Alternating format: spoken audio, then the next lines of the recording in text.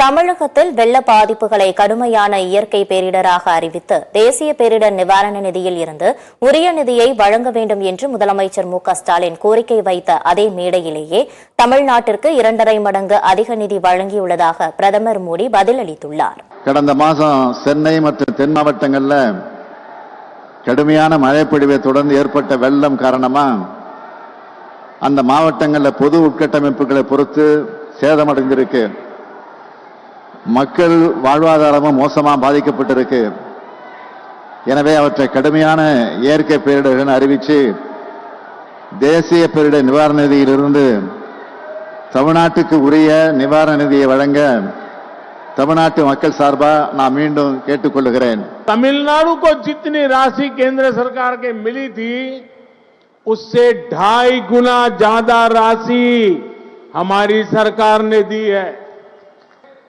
இன்று மத்திய அரசு தமிழ்நாட்டின் வளர்ச்சிக்காக மாநிலத்தில் வரலாறு காணாத நிதியை செலவு செய்து வருகிறது.